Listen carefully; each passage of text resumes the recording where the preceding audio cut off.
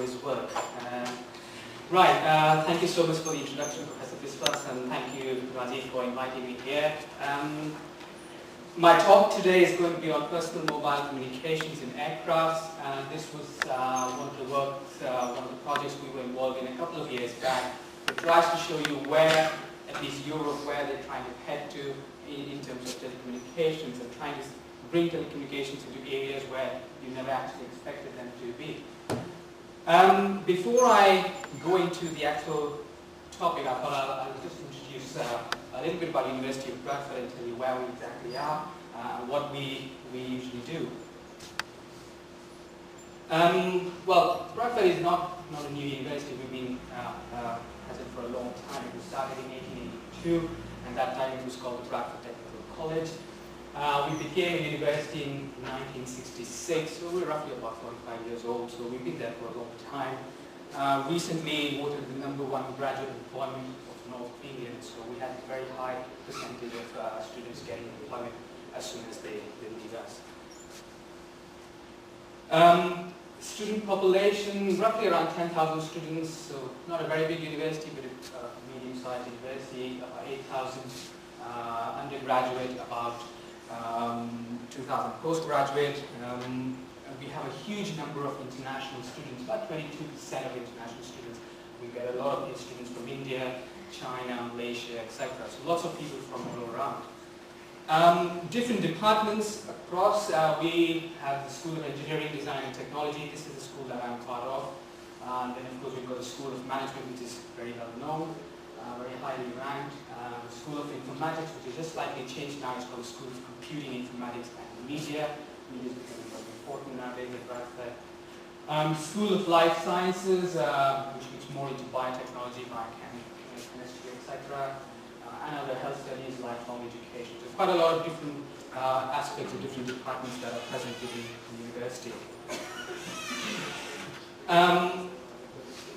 All these different schools have been usually very highly ranked for different aspects of their teaching. Engineering, EDT, of course, was ranked 5th best in UK for engineering, so very highly ranked. In all our courses in engineering are IT accredited, very good courses. Similarly for informatics, which are all computer science kind of areas of discipline. These are all accredited by the British Computer Society.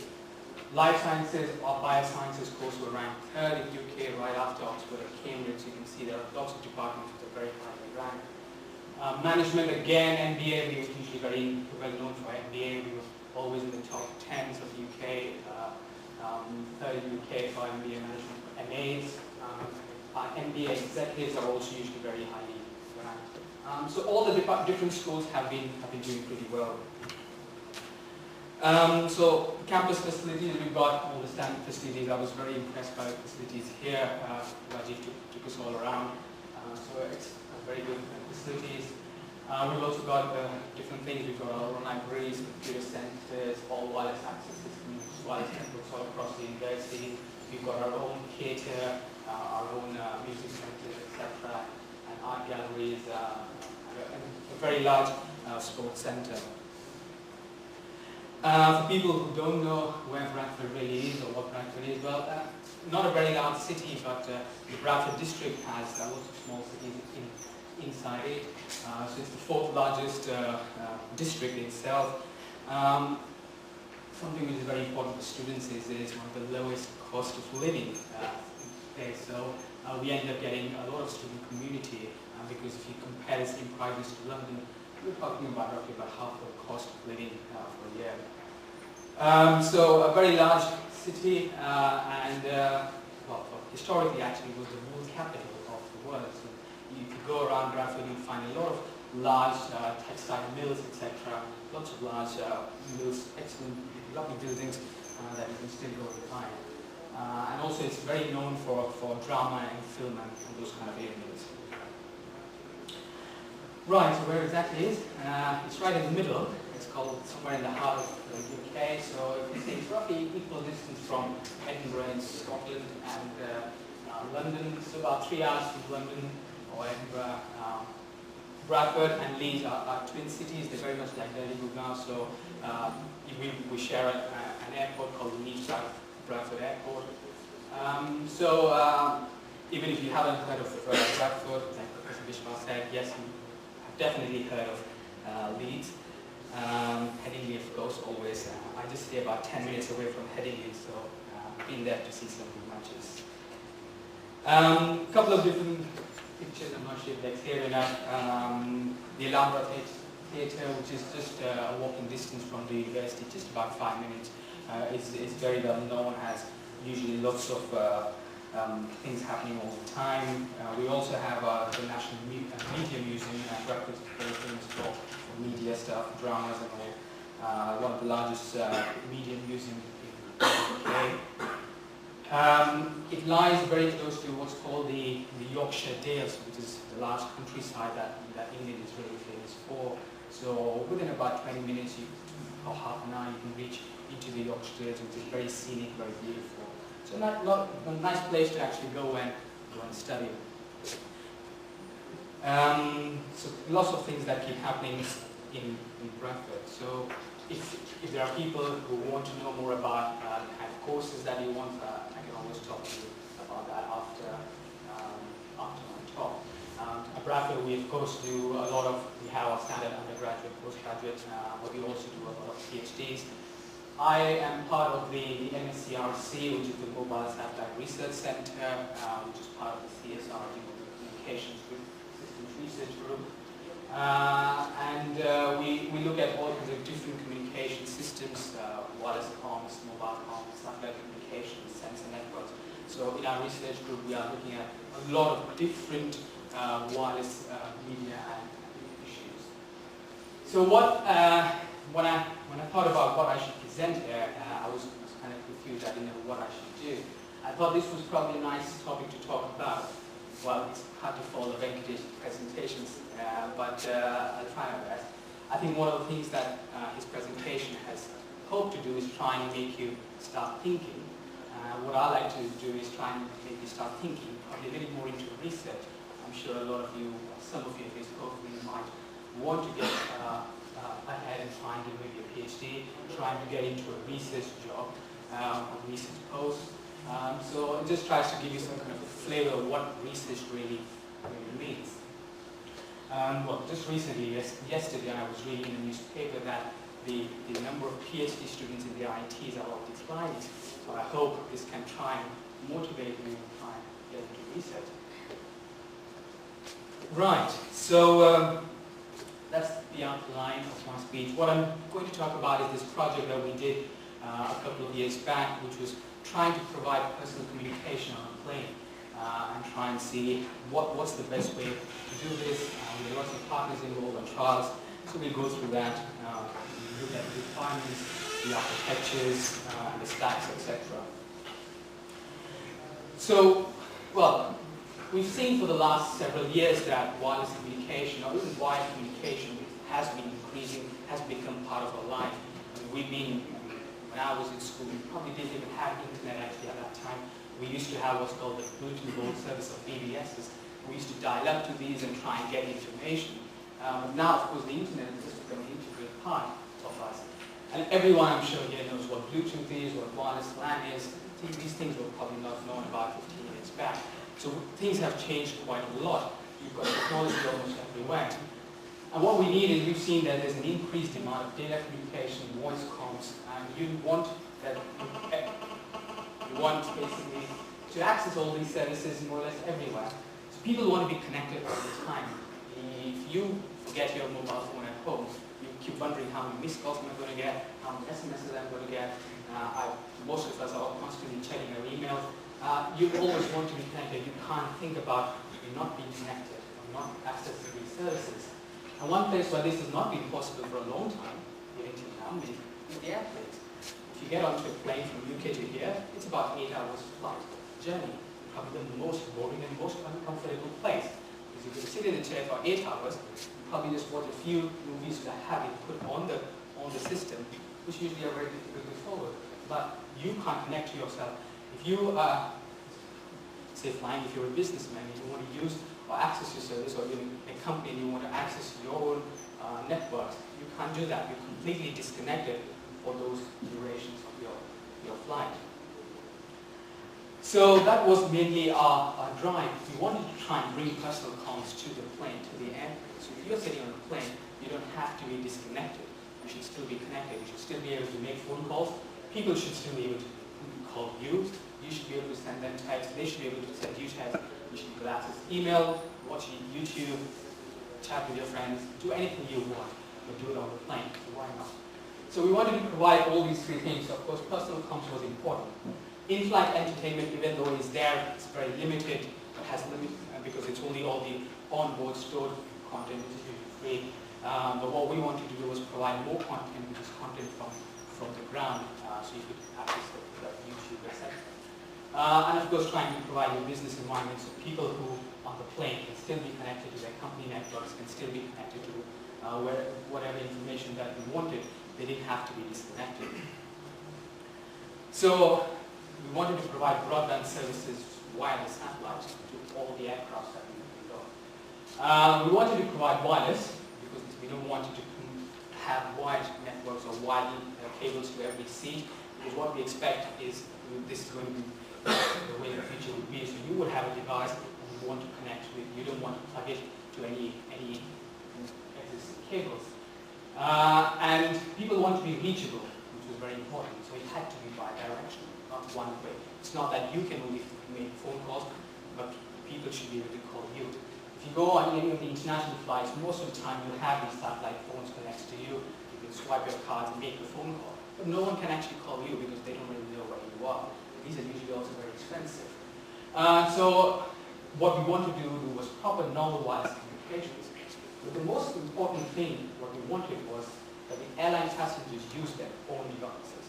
We don't want that you come up there, you have to get an extra device, or we didn't want to fit new devices to the seats. What we wanted was to make sure that you can use your own device. So all you have to do is get on the plane, switch on your phone, and you should be able to contact people, and they should be able to contact you. And we of course wanted to support all the three types of standard equipment, so mobile phones, whether it's G7, 3G, and laptops, which using wireless LAN, things like PDAs, etc. So this was actually a European Union framework project, quite an old project now, it's been a couple of years since we've done this. What you can see is there's some very big partners which were part of this project. So it's not really a research project which was in a room, it was more with lots of companies involved, big names like Ericsson and Siemens, DLR, which is the German Aerospace Research Center, Inmarsat, the satellite providers, one of the largest in the UK. So a lot of big companies, and of course Airbus, who we can't forget, they actually gave us the whole thing to play with. So very good partners who were involved. So the first thing what we had to of course look at, what were the key objectives, what is it, how is it that we want to provide these things. We wanted to make sure we can narrow our wireless systems because there are so many. Every time you try to master one, there's already a new wireless system out. But what we wanted to do was limit it to 3G or UMTS, Bluetooth and wireless LAN. We had to of course define all the protocol stacks, all the signaling messages, all the security systems, the whole systems for mobility management. Things like quality of service, you want to make sure people still get the quality of service that they expect on the ground. It should just seem like a seamless movement to another network. We of course had to also look at other issues within this project, which was things like the indoor cabin propagation. Every time you get on a plane, they tell you switch off your phone, right? Otherwise there will be problems. So we actually had to look into that and see, is there really any issues with phones? To try and look at all the interference with the avionics and with terrestrial networks, etc. So we started defining the system requirements. Generally, of course, we wanted personal communications that people could connect and access services, but we also wanted other things like crew communication. So in case of emergencies or if required, the crew could talk to each other, and of course the crew could talk to ATCs down on the ground. And we had to provide access to different networks, standard AAA systems, so people could be still billed for whatever they've been using. They could be authenticated to make sure they're right users. And we looked at the three main requirements to make sure we can provide some free onboard content because mostly everybody doesn't want to pay for extra services. Support for personal users, and of course prevention of transmission in critical phases. So when you're taking off, when you're landing, if there's turbulence, etc., you should be able to control your system and control what services are being offered on the network. When you talk about broadband services, we start thinking what kind of services would we want to try and provide on the plane? What would people like to do? We started classifying them. Of course, different applications have different data rates, different requirements. So you've got the low data rate services like things like emails, etc. So you just download an email, a few bytes of data, and you read it usually, and then you probably go to your next email. So not a lot of data that you're sending and receiving. Things like high data services, of course, looking at live TV, live radio, etc. Usually a larger amount of data that's required. And others were other critical services which require much higher security requirements, or things like the on banking, e-commerce kind of applications. So the basic scenario that was present was using the Inmarsat GAN system, or the Global Area Network System satellite. We're using the Swift 64 terminals, which roughly provided about 64 kbps. Not a very good system, but it was okay for small aircraft, because smaller aircraft have less number of people, so they have less amount of data or data rates required, bandwidth required. So we know the passenger demand was much lower, so it was not so bad. Of course, for larger airplanes, we need other systems. So larger airplanes with more users, of course, you need more bandwidth. And these could be provided using the Inmarsat GAN system, which is the broadband GAN system, which is an excellent system which provides about 492 kbps of IP services. This uses the new generation of satellites that Inmarsat has launched, which is the Inmarsat 4 satellite. Or you could, of course, use the Astra system, which provides about 2 megabits per second.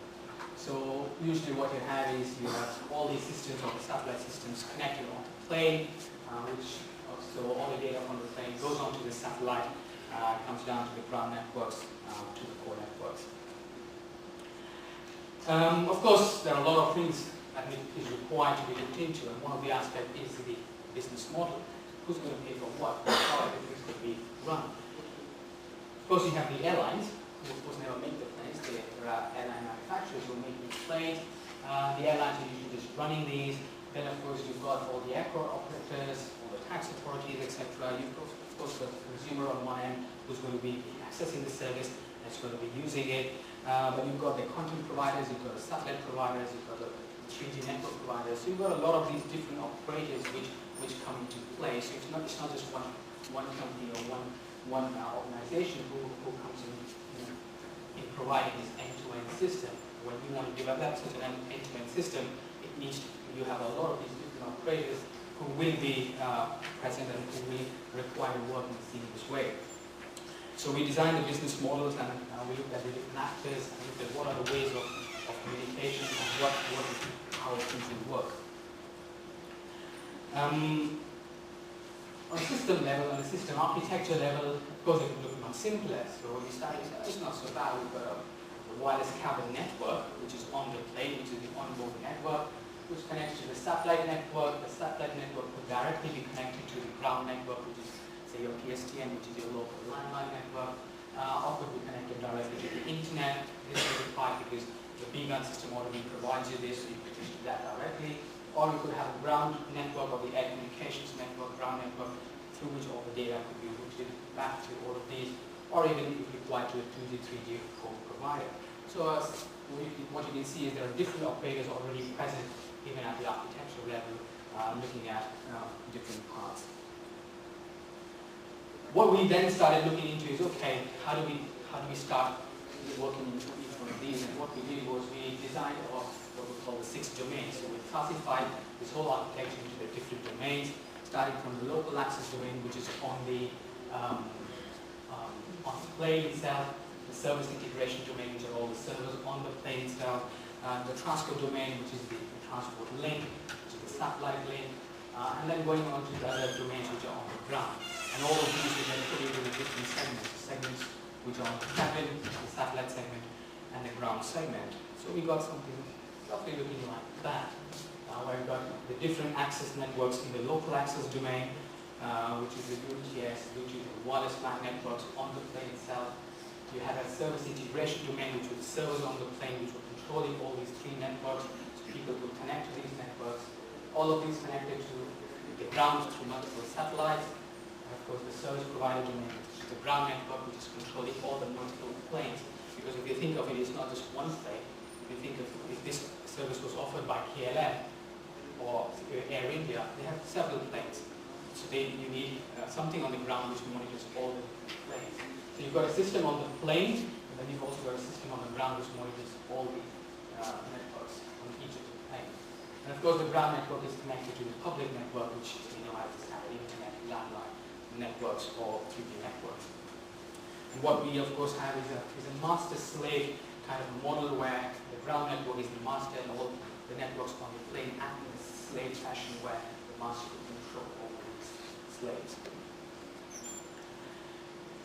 Well, the companies, when they started this project, they didn't want to keep it easy. So what they said was, well, there's a buzzword which was convergence. So they said we wanted to provide convergence. One way, of course, to do everything is to have the 3G, the wireless LAN, the Bluetooth work in a standard way. So they do whatever they do normally, what their protocol stacks define. But what we wanted to do was try and provide convergence using three protocols, the three most important protocols which are used for signal services. And try and make sure no matter how users connect, no matter what device they use, no matter what access technology they use, the communication between the plane and the ground, which is the communication of the satellite, always remains the same. So same signal procedures are used, same signaling methods are used. These do not change depending on the user. So we wanted to use these. So we use SIP, which is the Session Initiation Protocol for session establishment. We wanted to use Radius, which is used for authentication, which is a standard AAA protocol. So we wanted to use for authentication and accounting. And of course RSVP, which is a resource reservation protocol to reserve resources to provide quality of service. So we wanted to try and provide convergence over the satellite link. So we had to deal with a big problem, which was, of course, we're now trying to have access to different networks. So you have different wireless networks on the local access domain, which is a network on the plane. So we've got 3G, 3G users, we've got wireless LAN users, we've got Bluetooth users. They're all using different protocols, technologies, different ways of communicating. Every time they need to make a call using either of these systems, it's all completely different. Then, of course, you've got the SID, which is the service integration domain, which is the server on board, connected to the ground. Of course, the public network, we can go and change, so we can't tell the 3G operators to change what they already have. They use standard IP or SS7 or NAP kind of protocols, standard 2G, 3G protocols. So of course, those we can't change. The networks, access networks, the user devices, we don't want to change. Those all need to remain the same. So what needs to happen is that our network, which is the SID SPD network, this has to adapt to whoever comes in, whatever technology they use. And that's where we want to use the standard convergence. So we want to use standard protocols, SIP, RSVP, and Radius. Only three protocols to support no matter what technology comes. So this is what the architecture roughly looked like when it was finally decided. We of course had lots of fights for this. It took a long time to actually finalize and decide how this should be done.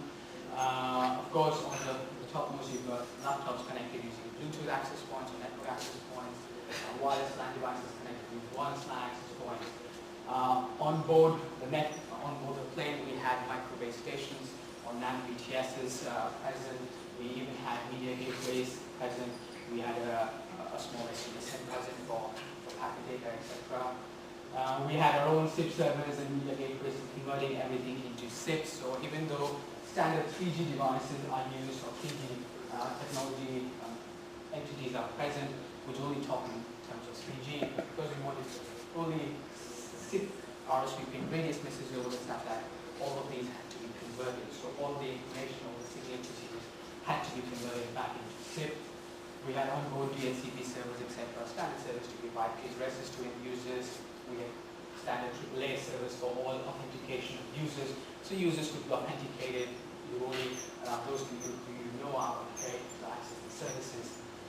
On the ground, of course, we had our own SIP servers again to convert everything back from SIP into what the networks would understand, to convert from SIP to SS7, etc. So we had our own gateways designed for that. We had media gateways to convert the actual data, so in fact the data was converted, we required that. So what usually would happen is something like that. Users would communicate from there, go back into a multiplexer, go back into a service integration domain, all back to the satellite, to the ground networks, and the communication, of course, is completely bidirectional to the end users. So users could actually call people on the plane, and people on the plane could call anybody, anywhere. So, a standard UMTS system, of course, who wants to connect has to go through base stations or a nano base station with a very small tower kind of thing, which is present within the plane itself, an RLC controller, media gateway, SGSM kind of core network entities which are also present within the on the plane itself. A proxy ASIC which is used for authentication of users going over the satellite into our own location registers or HLR kind of entities into the ground UMTS network. But of course what happened was things had to change.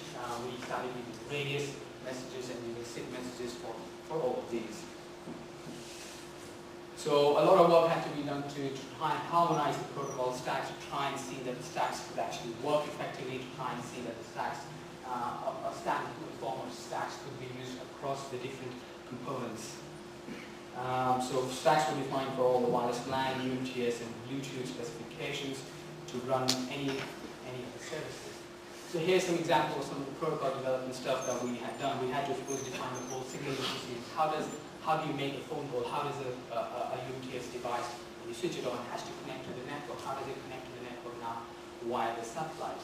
Especially, how does it do it when everything has changed? So what you can see is a standard 3G system. What you can do is send these messages, but these will be then converted into map messages with the core network understands. So the base station will be converting things. But what you have is we've got now messages in between, which are say standard radius messages.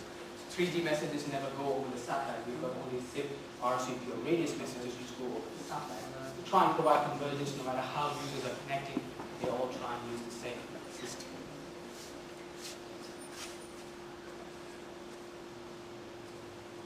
So this kind of shows some signaling. Of course, it's in too much detail. I won't go through this. It shows that you need to try and set up your SIP calls or voice over IP calls. You've got to then try and reserve all your resources over the satellite and over the different networks, and then you start a session. Once you start your session and your connection is established, and you make sure your quality of service is guaranteed, you can then start your RTP sessions, which is basically your voice communication. Now, one of the things that we were in charge of were the full AAA systems, which is used for authentication, authorization, accounting. Authentication, we had to make sure that we use standard authentication. So if you're a 3G user, if you're an Airtel user, you get on this plane, no matter where you take this plane from, you need to be authenticated by only Airtel. No one else can actually authenticate you because your information, your profile is only stored with them. So if you get onto the plane, say in the US, your information has to come back to the Airtel network so that you can get authenticated. So we use the roaming concept here also, so you could, basically the whole network, the plane network acts like a roaming network where you roam into the plane and you see it as a full completely new roaming network. You can log into this roaming network and use the services. So on-board AAA servers were used, proxy servers were used, which would then talk to ground-based servers which are present in, say, SHL, etc., wherever they are. Accounting was very important. We wanted to make sure that the service would really be used by people, which is very important, because one of the things, the reasons people don't use the satellite phones, which are already on the plane, is because they're very expensive.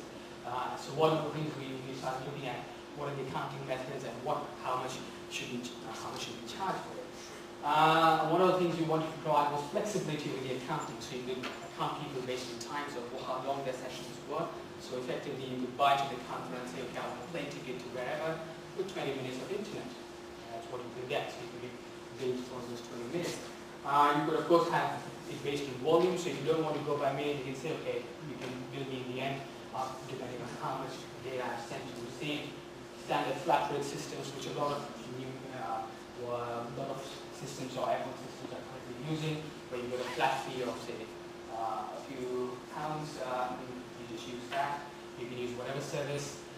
And of course, what we wanted to make sure is, or what we also did was we making sure it can link to the existing models that are already present, or the airline-specific models that are present. Things like frequent flyers and using your miles to be able to pay for your internet.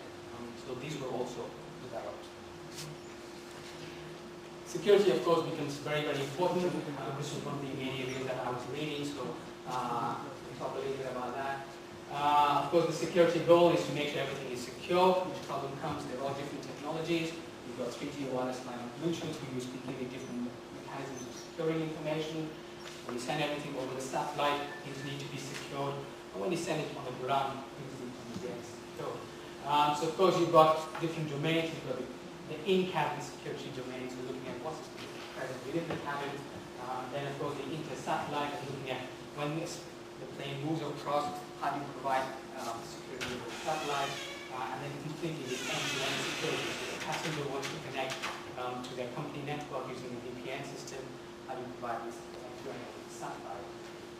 Of course, different authentication systems were also built. So you could have a standard user-based system, so users just log in like a cafe and pay for whatever service they want, or do a standard roaming. So they just go and use their services and get a bill in the end of the month. So no matter which network you belong to, no matter which country you belong to, you get a standard bill in the end, which just shows that you use these services for these many minutes at a time when you are on the plane. So standard systems were built for all of the different technologies. Wireless LAN, of course, is probably not very common, but a couple of years back it was probably that common. So standard heat methods or layer 2 methods were built. Standard web authentication systems were built. Bluetooth a couple of years back was very insecure at that time. Still requires these pin numbers, etc. So we built what was called the 802.1x concentrator. So 802.1x could be used for Bluetooth users also. And of course, the 3G and the UMTS unit uses standard 3G authentication systems via the onboard AA service.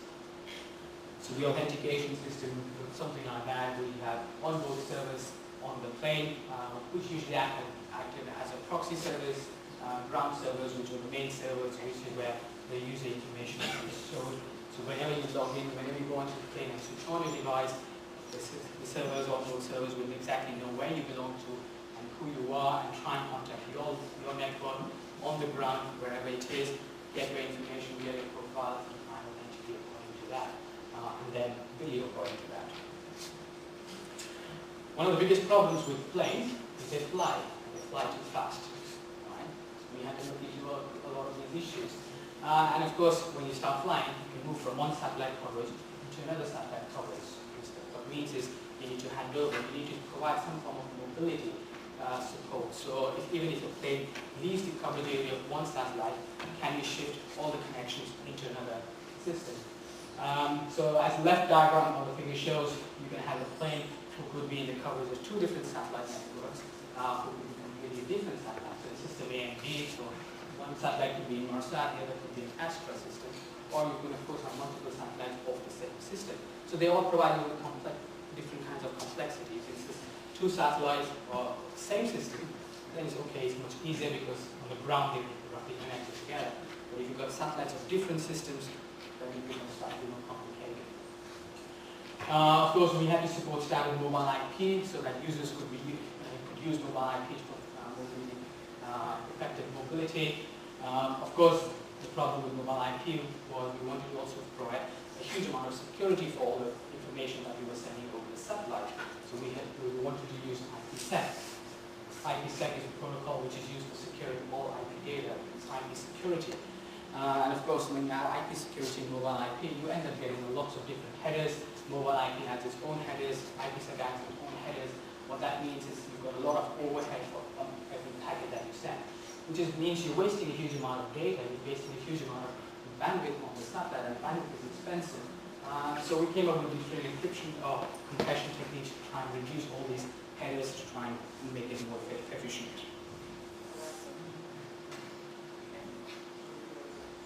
Now, one of the things that we had to do as part of this, project was not just sit down and show all this on paper, but to actually build a full demonstrator and test it out. So this was what we demonstrated that we had built. All the different partners were, of course, involved in different things. On the left-hand side, we had different equipment that we tested with. We had laptops, phones, PDAs. We also had telemedicine equipment, so in case somebody on the plane is sick, we can connect the telemedicine equipment, get ECGs, get all kinds of other heart rate, pulse rate, etc., oxygen saturation levels, send all of this wireless satellite to the ground, so a doctor on the ground. We had a spectrum analyzer also on the plane to analyze the spectrum and see how it interferes with the avionics. The different access points, the wireless LAN access points, Bluetooth access points, the base stations, which act as the access networks. These are the network points that users connect to. Service integration domain, our control servers on the plane, which we developed, which did all the standard things of multiplexing all the data, sending it, providing convergence, mapping into protocols that we want, and sending over the satellite. We had two satellite systems, the Inmarsat GAN system and the DVB-RCS, DVB SRCS system. DVB is a system that most of you would have heard about. It's the system which is used for receiving broadcasts of TV via satellites and DTH. Then, of course, we had a service provider network, the ground network, which was created, which would have all the AAA servers, the voice over IP gateways, the media gateways, etc. And all of these then connected to through different firewalls to the different multiple public networks. So we tried a lot of different things and a lot of different scenarios which were actually demonstrated on the plane. We were very fortunate enough to actually have Airbus as a partner. One of the things that Airbus did was actually gave us a plane and we could actually test everything on the plane. We had different flights, etc.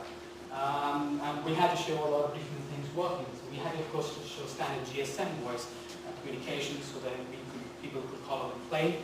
From the plane, and people could call if you're sitting on the plane. Crew communication using voice over IP, which is also important. This was a combination of different technologies, so things like from a headset to a PDA using Bluetooth, but then from PDA to the servers using wireless LAN, then on the ground via satellite. So trying and combining different technologies and comparing how voice performs when it goes through, say, Bluetooth into wireless LAN to satellite on the ground. Access for Bluetooth, things like passenger authentication was also demonstrated. Cabin service control, which is very important, which is to control or monitor what was happening in case of an emergency, try and control who's accessing the services, just try and stop all the passengers from accessing the service, but then the crew people, people on board, pilots, etc., should still be able to talk to each other and send data on the ground. VPN and mobility, of course, important. L-band and KU-band satellite handle was again very important to show if you move out of coverage, how does the handovers take place, and GSM power control. So that's what it actually looked like. It was pretty scary. It was a test plane, and probably one of the most scariest experiences because the plane actually has only 5 seats, and the back of the plane is all these big huge water drums which kind of simulate people, and the plane actually looks like it's an unfinished plane. I don't know if you can see, but there's no shielding or no covers, so all you see is wires everywhere, so it's like sitting in a tunnel of wires, but it was fun. And what you see here is the whole server system that was developed for the project. You've got the different base stations present here. You've got the spectrum analyzer, the servers on the right side for all the authentication and media, etc. So we have the Airbus A340 plane which was used. Of course, Airbus is a company which has very strict regulations. So even before we could try anything or fit anything, we had to go for months of different tests within their simulators, within their avionics experience systems. After that, which was I think about after 3 months of their internal testing, we could actually go and connect or put something into the plane. Once we did that, we had 2 types of ground tests. One was what's they call the system standing test. The plane is standing. All we do is switch on the plane. So you then switch on your devices, your equipment, and see if there's any problems. Then you have the runway test, which is the plane actually goes on the runway. Just before takeoff, it stops, so press the brake and make sure things are not flying around and things don't actually interfere with the takeoff. And then finally we had a 2-hour flight test. We flew from Toulouse, based in France, flew over for 2 hours and came back. Within these 2 hours we demonstrated all kinds of things. So from the plane we could actually call people on the ground. So I actually called a friend. You could of course ask them to call you back. Because it's your own phone, they don't actually know where you are. All they do is just call their number and it gets routed via the plane or wireless satellite to the plane. We will send different texts to different people who test out and ask them to send it back. And of course we did the standard wireless line access for internet, Bluetooth access for internet, voice over IP calls, etc., telemedicine systems. So a very tight but fruitful 2 hours. Right. So just to conclude on what I've talked about, we've seen there's an increased demand of different services, whether it's voice or data services. And one place where it has not been there for quite some time is the airplanes. But they're getting there, especially after the wireless cabin project, which has to do all kinds of things, which not just the technical part, but also the business aspect, and looking at how the business model can flow, define the stacks and the domains, etc. It has tried to provide a convergent system, a single system for the satellite, so that no matter what network is connected to the wireless cabin service, you can still use that. And demonstrated that was built as a proof of concept to show most of the working. Right, so it has taken off. The good news is we now actually have airplanes which support this. A couple of our partners, after finishing the project, went and built a full product. There are companies like Onair, Sita, etc. who actually provide all these services. You've got Lufthansa, who were one of our key helpers here because of DLR, which is a German company, who tested these things and now provide the entire service to their customers. And a lot of, as far as I know, there are a lot of different airlines which are now proposing to provide the wireless access or internet access. So hopefully you will fly. Probably in Bradford, you will get bored. You'll have something to do. Okay, thank you.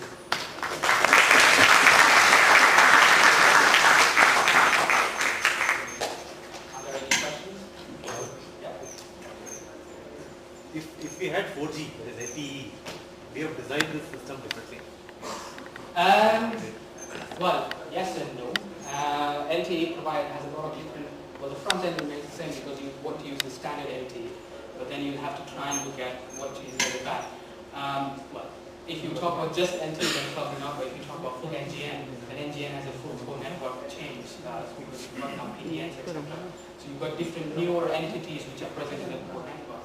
So you probably have slightly more different core network entities present on the lane to try and make sure it still connects to an IP network. The other question I have is, what is your sense of people calling from the phone?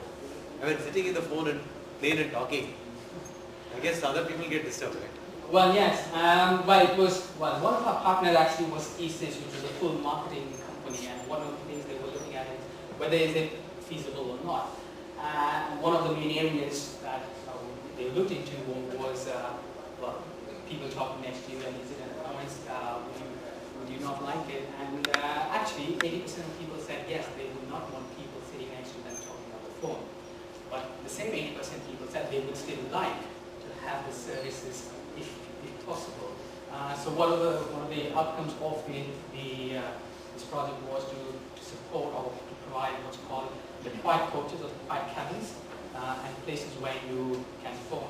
So if you look at the new A380, which is a double-deck system, there are places where you can actually go and stand and phone people.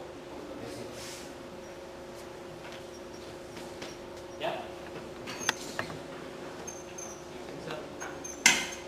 Want to be very clear this one particular point. If you travel in a domestic flight in India, you're not even allowed to switch on your phone or even keep it on flight mode. Whereas you've spoken about such a descriptive technology over here where you're trying to connect each and every gadget even in your flight. So are there any different security norms and regulations as far as international travel goes and as far as domestic travel goes? No, it's probably more stricter, I would say. Europe and US probably 10 10 times more stricter. But one of the things that we had to do, like I said, I mean, Bradford as such, or my group as such, we were not involved within the illegal propagation and things like that, but we had other partners looking into that. And one of the things what we found is, what happens is usually when you switch on your phone starts transmitting at a very high power trying to find a base station. And if you can't find a base station, it tries to increase its power and keep trying to find a base station. But what we have is, if you've got a base station on a plane, you've got a base station which is very close to you, because the plane cabin is usually not very known, a couple of other reasons. So usually the power when you switch on the phone and try and connect to the base station is not very high. Also, we had other jammers, etc., connected nearly the very critical avionics system, so that there were no interferences with the plane and and our system that we had developed. So there are two parts of the answer. When the system is fully deployed, there will be no problem, but currently there is. So usually what happens is, if you say are flying, right, at a very high, say 12,000 feet, you switch on your phone, your phone will try and increase the power to try and find a base station, and keep you running at a very high level. And that's when it starts really interfering. So that's why they say you switch it off. But if you've got a base station you're very close to, then the power levels are not that bad. Before they take up and before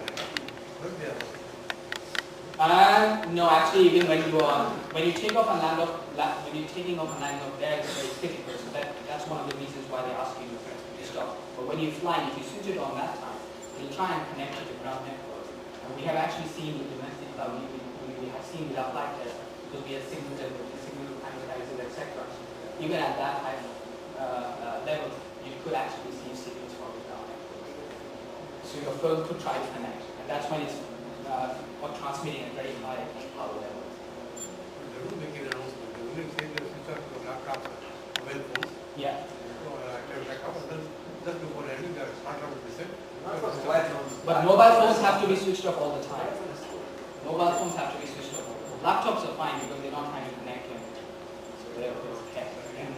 Yeah, switch off all this. Actually, I want to free from any mobile and they are flying. Prashant, what is the end-to-end performance issue? Because there's a satellite network. Well, we found that there were reasonable delays, about a second or so for connection setup, etc. But after that, it's okay. Once they're set up, we had major problems when trying to hand over, etc. of satellites. That's where the issues come in. For voice communication, they were still accepted. We had, of course, all kinds of other systems, PEPs, etc., trying to run and make sure we have less problems for the business. But roughly around a couple of seconds. The geo satellites or the news. Geo satellites. The delay for that was more. Yeah. If we are going to call to another country, we are using some code, country code, plus minus not code India. So what we will do if we are calling to Ukraine? Nothing. That's the whole idea, is because you just, it's your normal phone, and you're the person who's actually roaming. So if you were calling your friend, you just dial a normal number, and then basically it goes from there. What we wanted to do was make sure nothing special has to be done by the users, etc. So if somebody wanted to call you, they just call your normal number and just come directly to you. Because the network knows that you're not within that network, you're visiting another network. So when you switch on your phone, the aircraft network has already told your home network that this user is not sitting my plane. It's not saying Delhi or China. So when anyone tries to call you, it gets routed to China. If there lightning is there, so is there any interferences will be happening if the lightning is there? Good question. And well, we didn't try that. we didn't try to fly the plane into lightning.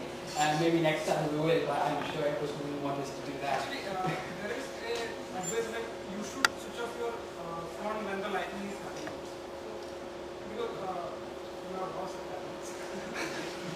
Well, at the moment, I think you switch off your phone all the time, unless it's in the flight safe mode. And when it's in the flight safe mode, basically what it does is it stops your Bluetooth communications. So you can still use whatever application is on the phone, but it doesn't try to connect to it. So all the time trying to fix that. There's one problem. Somebody calling from, say, India or to the person on the plane. See, if you call a person, say, UK, we prefix it with 0044, that is the code. What do we do in case of plane? Because the person is on the plane.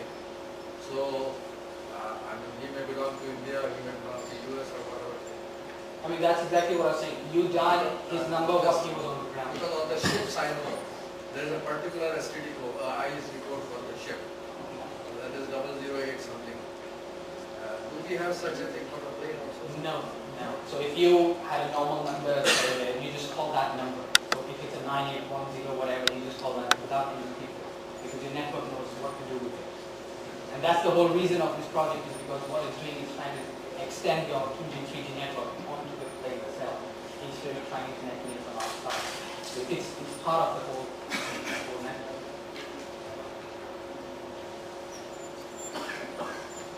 Is the connection to the internet, to the wireless LAN direct, or is it going through the voice channel, through whatever?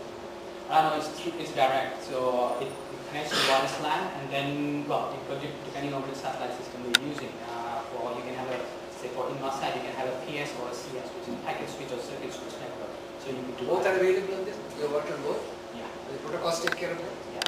So all the signaling and everything that was done for both. So doing a voice call, so it was in voice over IP running over circuit switch network, voice over IP running over packet switch, data running over packet switch, everything was fine.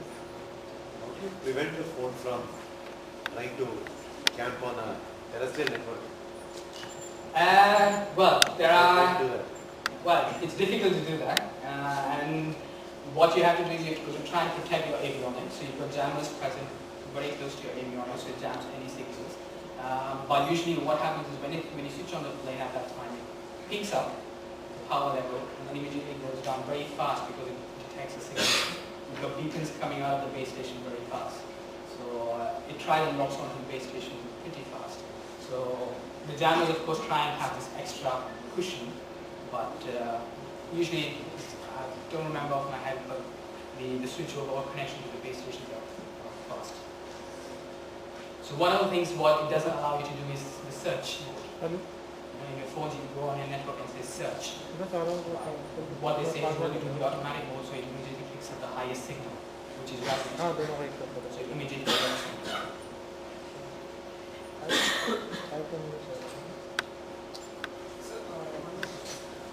So, I think the power usage will be very high. If the system is installed in an airplane, the power usage will be very high. But how can it be installed in a commercial airplane? When you say power uses for who? For this system, Well, it's not very high. It's just not. To be honest, if I go back a couple of slides and show you what the whole thing is.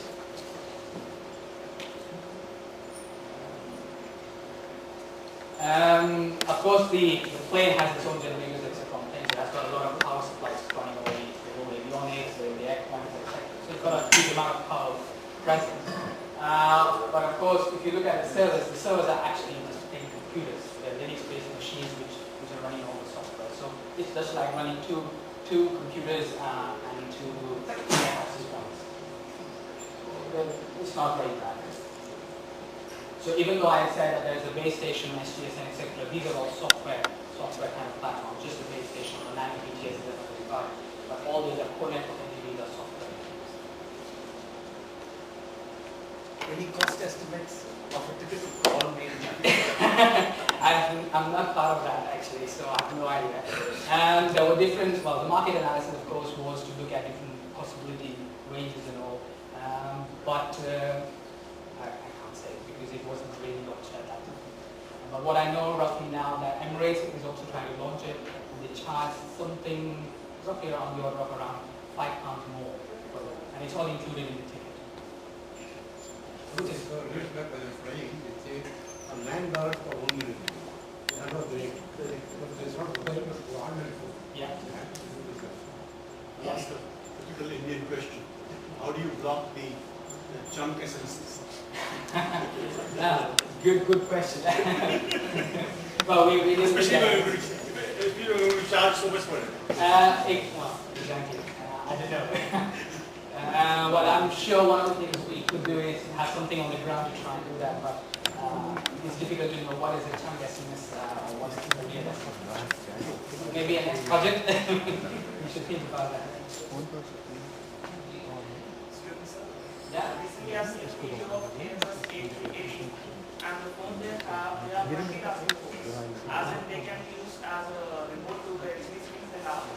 They have the same thing in Airbus A380. Well, that's actually present in most of the Airbus, Boeing, as well as the Google planes at the moment. So usually next to your see the small phone which acts as a remote as well as phone. But these are usually satellite phones. You could swipe your credit card and use that. This is the mode of payment. Pardon? This is the mode of payment. Yes, so the problem is no one can call you on that. Because you can make a phone call, but they can't call you because they don't know what your numbers and how to get to you. But if you could just switch on your phone and your friends will just call you with your Why can't they be included with the ticket purchase? because they don't know how much is in call. Issues something like Yes, but with the satellite phones they become very difficult to manage. But with this system you can easily manage because we've got a AAA server we can actually restrict you. So if you bought something like 20 minutes of time, airtime, then it will make sure you only make a phone call or access the internet for that time. So you can stop your service.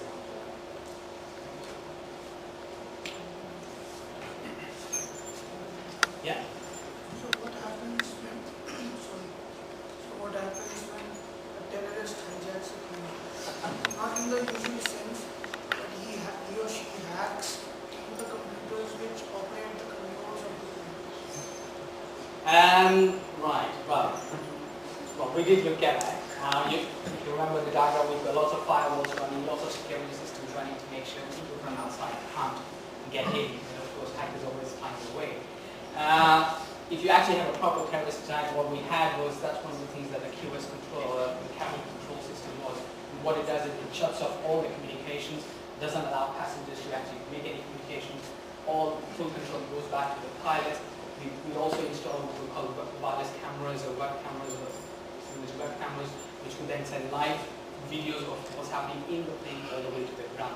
The ground network, people on the ground could actually monitor what's happening on the plane. And this was also demonstrated. The people are taking these people still stranded in the plane. People? They are all in the power of the terrorists. Well, yes, but it gives at least people on the ground some control because they can at least see what's happening through the video cameras which are on the plane.